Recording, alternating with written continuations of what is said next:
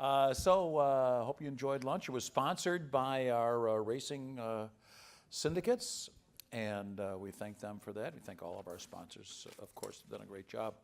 Our next presentation is both a keynote address and an interview.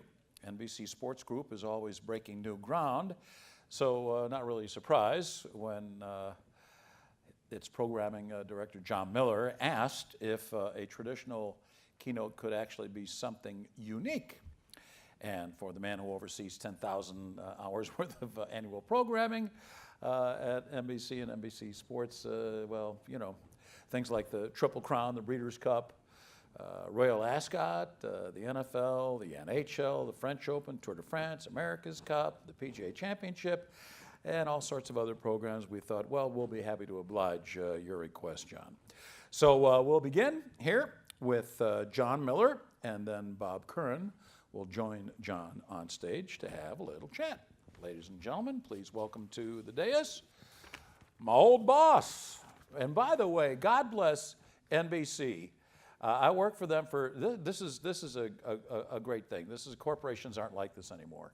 And actually, I don't think NBC is like this anymore, or because of GE, and well, they sold there or whatever. But so I worked for them about, on an average, I would say 3 days a year for 23 years. 15th of every month, I get a pension check. It's nice when that happens. Huh? Thank you, Tom. Well, your timing was impeccable because there are no such things as pension checks anymore with the new group. Thank you very much for inviting me to be here and for having a few minutes to chat with you about what we think is a very exciting time in our world, and especially in your world. The sport of horse racing and thoroughbred racing in particular has never enjoyed the kind of success in our business and in our eyes that we've seen in a long time. And while it has its roots, you know, many, many, many years ago, long before I ever got on board, I would say that we are seeing more of a resurgence and excitement around the sport than ever before. NBC Sports is part of a bigger group at NBC Universal, which is part of an even bigger group at Comcast. So we are a small kind of cog in the wheel, but I think that we feel that we are a real strong representative of what a big media company can do when they channel and harness all of its assets. So to give those of you who are not familiar with some of the product and some of the inventory that NBC Sports has, and as Tom mentioned, that kind of falls into our group, we come with a video. No good television executive ever shows up at a presentation without a video to show. So with that, let's take a look.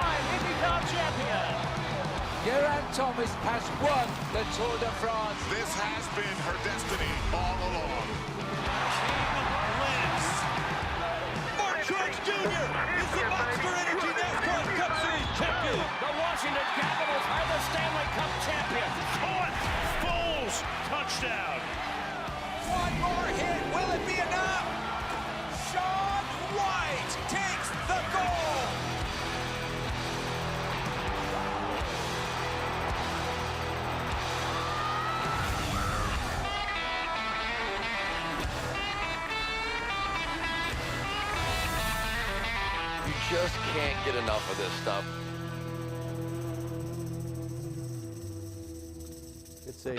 It's a pretty good array. Thank you.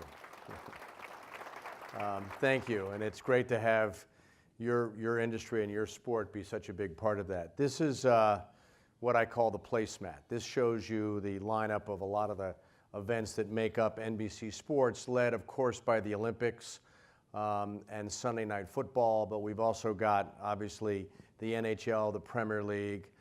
We have, I don't want to say cornered the market, but we really believe in being able to super serve fans of specific sports and trying to create an equation where when our salespeople go out to sell and when our distribution go out and talk to cable providers and satellite providers and telco providers, we offer something unique that nobody else can offer. So you'll see that these properties all have rich histories, all have desirable, passionate audiences behind them, and for the most part, we like to think you can't get them anyplace else.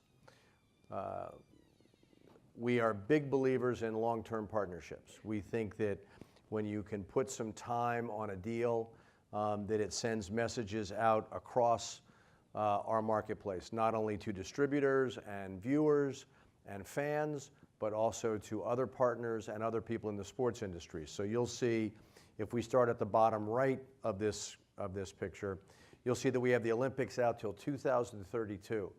We've had the Summer Olympics on NBC since 1988 in Seoul, and the Winter Olympics have been home on NBC since 2002 in Salt Lake City.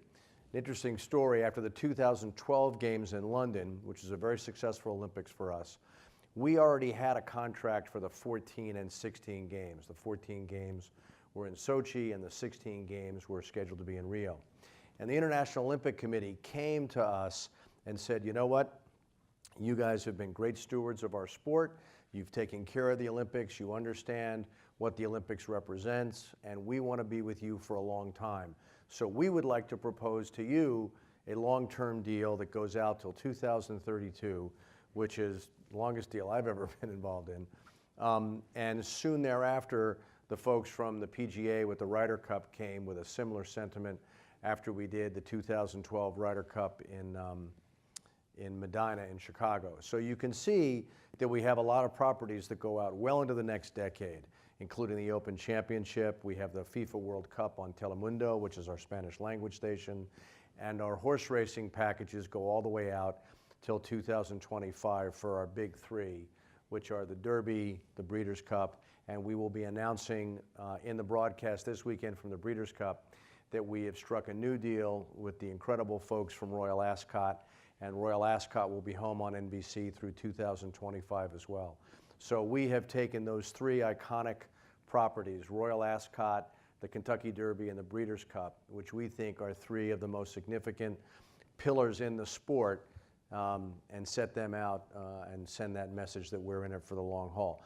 But you can see we also are big believers in exclusivity, and that's a big, important part of our equation. If other people have similar properties to you, or you compete in the marketplace with the same property, you get all kinds of price elasticity.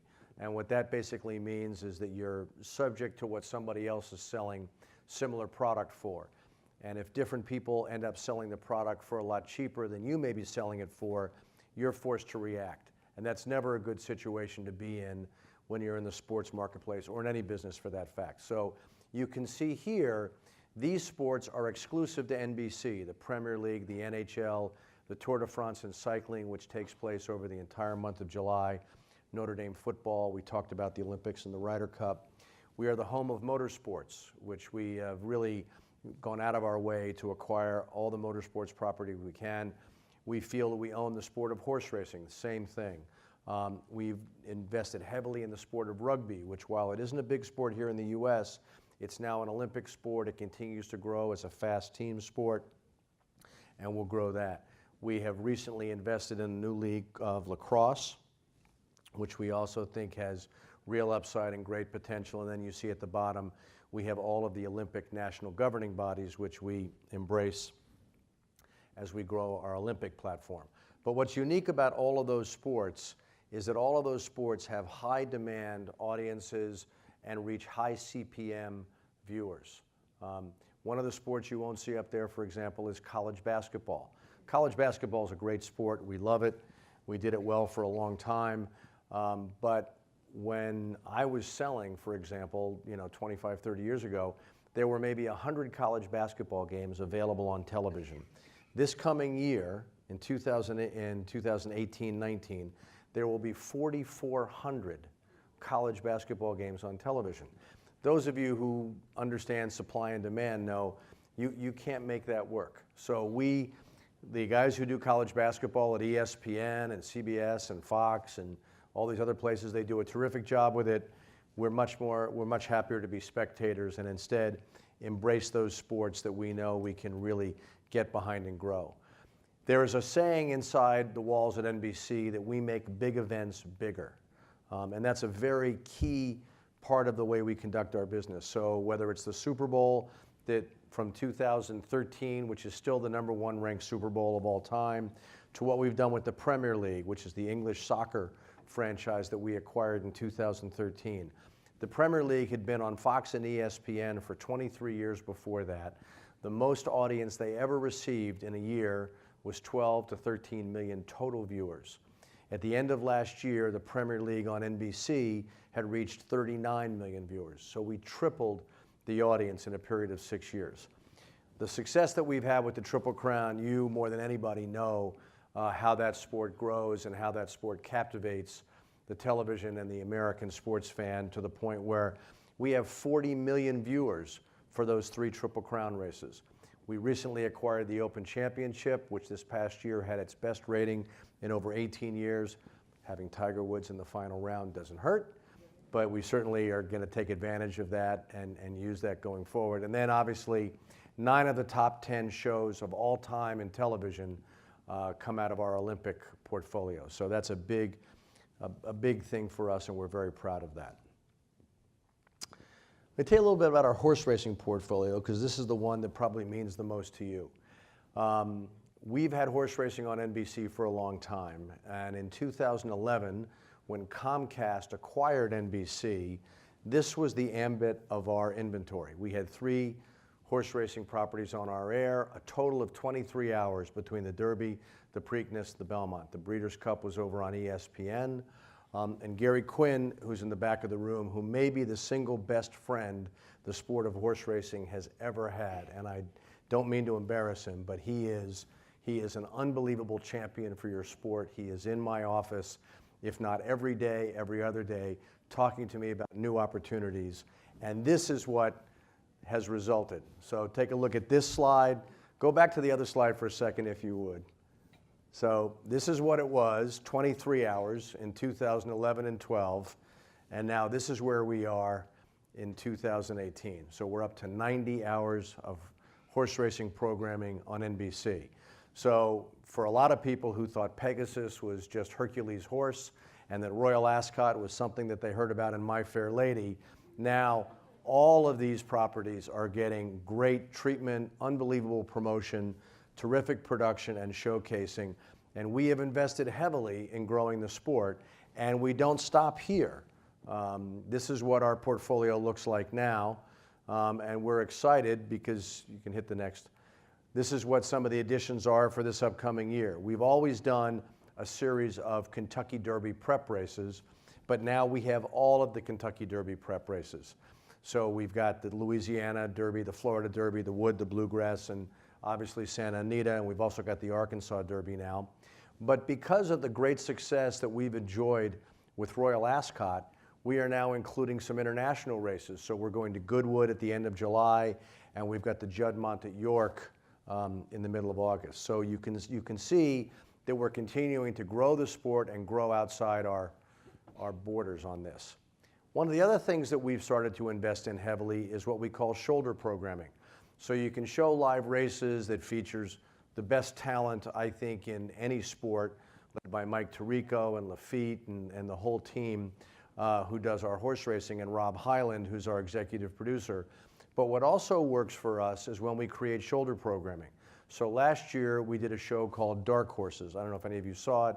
It was the story of Sunday Silence and Easy Goer, and that unbelievable story that happened on the race for the Triple Crown. It got tremendous feedback. It did very well for us ratings-wise. It really engaged a lot of people. It talked more about what goes on, in the sport of horse racing, in the breeding world, all of that. So we have decided to go ahead and continue that tradition this year. So we are doing 4 new episodes on the stars and the connection of the horses leading up to this year's Kentucky Derby field. It's being produced in conjunction with Churchill Downs, and we're very excited about it, and that will debut on NBCSN this spring. Here's one of the real bellwethers of whether or not your sport is performing or not. You can put a lot of hours on television and you can promote it, but if the advertisers don't embrace it, you're nowhere. And that column on the left are the people who've been involved in horse racing for a long time. And they are very supportive, whether it's Chrysler or Longines, Brown-Forman right here in Louisville with Woodford Reserve, Twin Spires, US Bank, and ExpressBet. Those are your traditional guys, and they are always supportive of the sport. But that column on the right is the one that we should be excited about, because these are new companies that our sales team and the Breeders' Cup sales team have identified that are coming into the sport. And once they come into the sport, it's our job to make sure they stay in the sport and not only maintain their investment, but increase their investment. So this is a very exciting time as well for horse racing, because you've got new advertisers coming in. They see the value in the sport, they see the value in the audiences, and it's something that we should all be very excited about. One of the things that we do especially well, and one of the things that I'm most proud of, is the way we promote horse racing on NBC.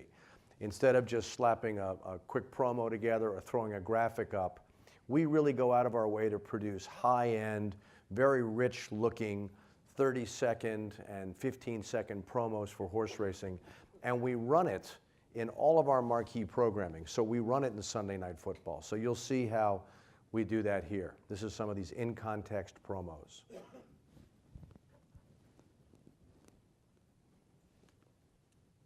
The Kentucky Derby, the first Saturday in May on NBC.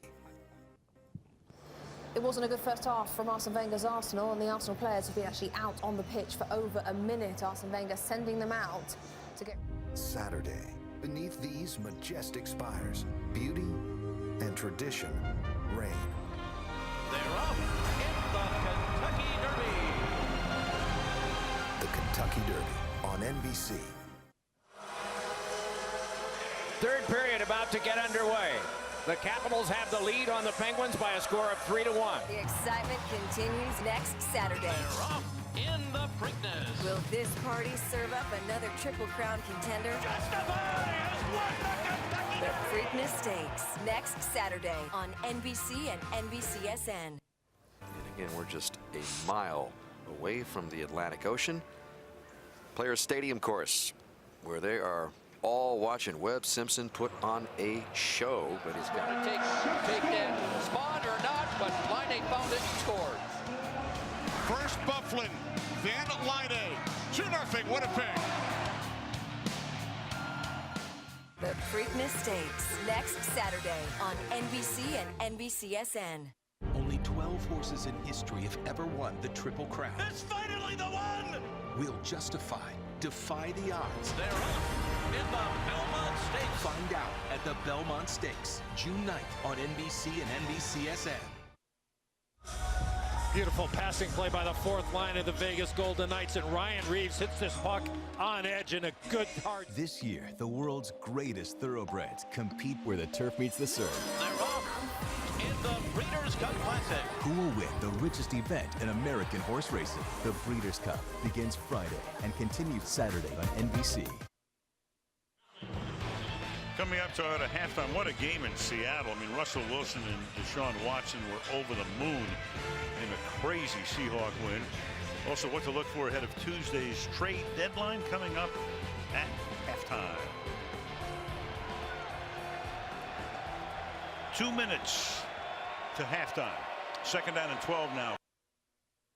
So you can see those are what we call in-context promos. So that's exactly how those promos appeared, adjacent inside all of those broadcasts, whether it's Sunday Night Football, whether it was the Players' Championship, whether it was the NHL Stanley Cup playoffs or the Premier League.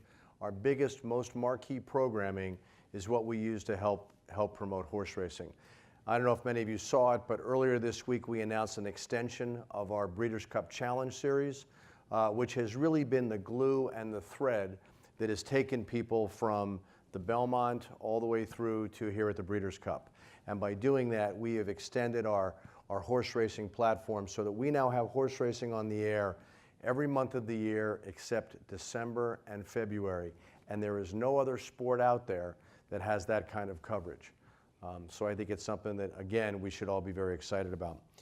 Our team, our horse racing team, is led by one of the most uniquely talented producers in all of sport, a guy named Rob Hyland. Some of you know him. I encourage all of you, if you get a chance, to meet him. He is really an exceptional talent, loves the sport, has a real passion and drive for it. So whenever we acquire new content, he's obviously very excited. He's also the producer of Football Night in America. He produces Notre Dame football. He is one of our leading producers at NBC, but he will tell you that the sport that he would die on the hill for is horse racing. He loves it.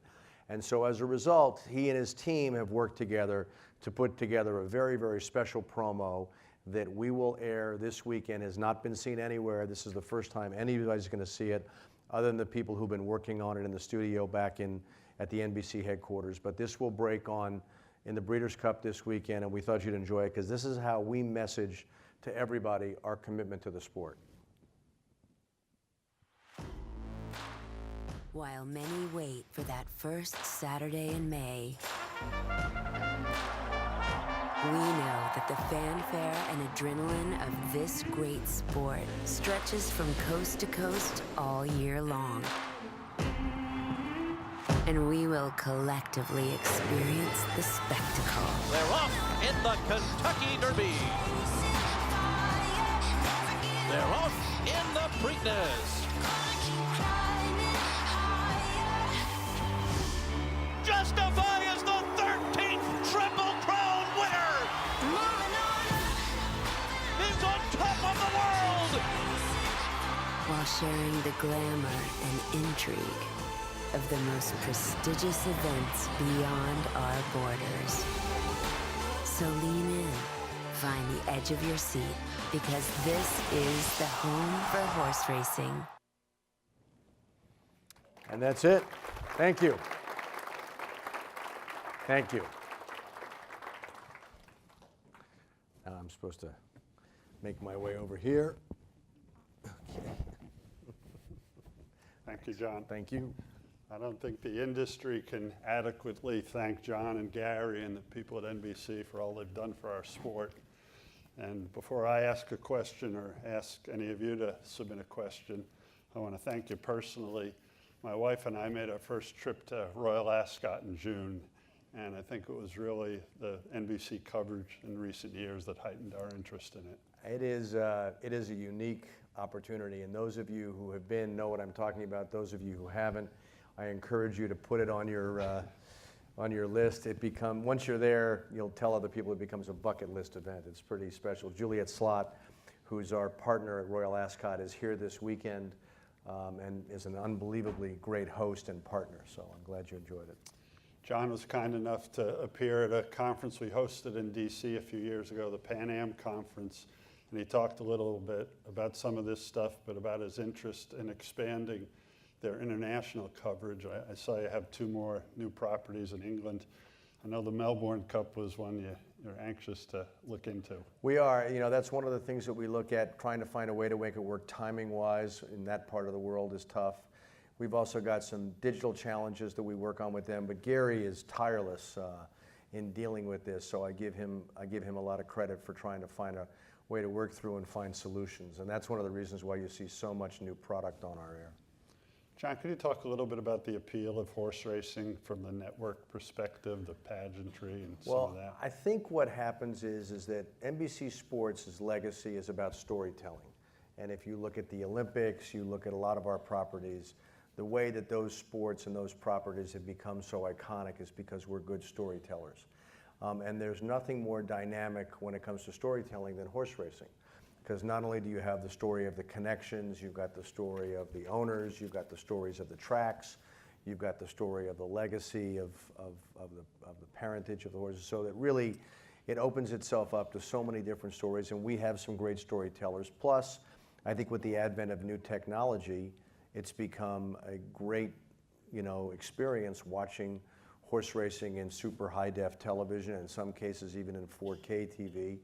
And it's thrilling, and it's unpredictable, and you don't know. And, there's all this talk out there about fantasy football and fantasy baseball. Well, the ultimate fantasy game, in my opinion, is thoroughbred horse racing, because there's all the research and all the data out there for you to see. You can bet against your friends, and it all dovetails very nicely to make it a great sport. I had a question on demographics. It struck me years ago when I heard something from NBC about the percentage of female viewers for the Derby. Could you talk about that a little bit? That's right. Well, I think the Derby lends itself, and these big iconic events like the Breeders' Cup and the Derby and Royal Ascot and the like, because there are just so many great stories, but also fashion and all the things that encompass these great events. It's not just about the 2.5 minutes on the track. It's about celebrating the spring, whether it's with the Derby or food and fashion. So I think that also lends itself. And they also are great stories that they tell. I know you're in programming. I'm going to throw a little production question at you. But for the Derby, for example, could you just give a ballpark figure on cameras and staff and some of that stuff? I think we're up to 45 to 50 cameras now for the Derby. To give you an example, a Notre Dame football game gets 12 to 14 cameras.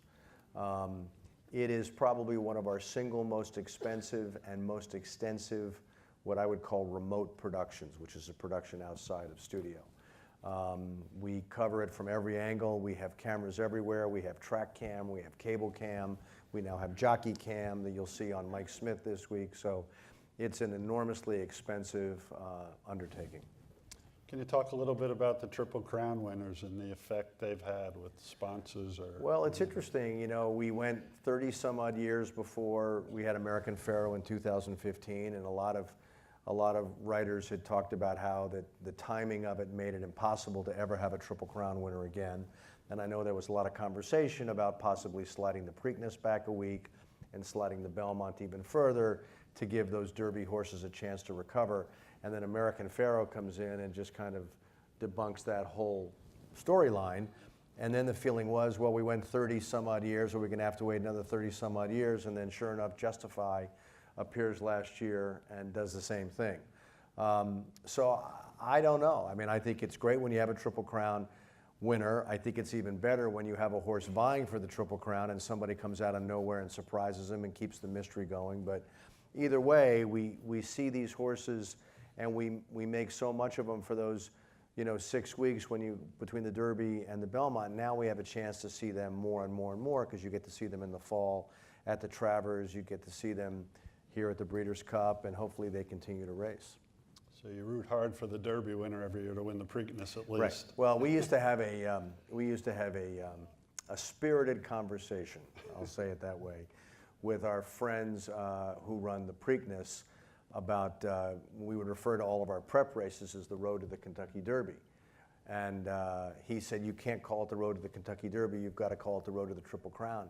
And I would say, quite honestly, the road to the Triple Crown doesn't begin till 7 o'clock on the Saturday night of the Preakness. Right. When we know if we're going to have a Triple Crown. Well, that's how the folks at NYRA feel, and having been a NYRA employee at one time, we were always rooting for the Derby winner to win the Preakness. John, this may be a little bit more production than programming, but can you talk about the fine line you walk in producing a racing telecast, trying to appeal to new or casual fans and real avid fans? Well, I think one of the things that we don't ever want to do is you never want to talk down to your audience. You always have to respect and feel that the audience that's watching you is already a built-in fan, but you also understand that you're welcoming a lot of new fans. So you have a crossover talent like Mike Tirico, who people have seen on the Olympics as our Olympics host. You see him on Sunday Night Football. You see him at the Ryder Cup. You see him at all of our big iconic events. And he basically is there to be a storyteller. And then you bring in some of the experts as well. So you try to make sure you walk that line and educate. We have a crossover talent who has been a real hit for us in Eddie Olchuk. Who is our lead hockey color announcer, but loves the sport of horse racing like nobody I've ever seen. And he has transitioned over and as a key fundamental part of what we do. He'll be a big part of this weekend. And I think seeing those people who are iconic in their own sports and in their own walks of life embrace the sport also helps us message how exciting it is. And I think we're very careful that we're respectful of the fan and the fan who knows a lot about the sport, to not talk down to them, but also try to be welcoming to new fans. Great. The team at NBC has won 20-something Eclipse Awards. For any of you who don't know, there are Eclipse Awards for horses and owners and trainers, but there are also Media Eclipse Awards. And in the national television category, John and Gary and Rob Hyland and the crew have collected, is it 25 or 20? It's something like that. It's a lot. I always wonder how much room Rob Hyland has on his shelf at home, because he's got to have to build a room.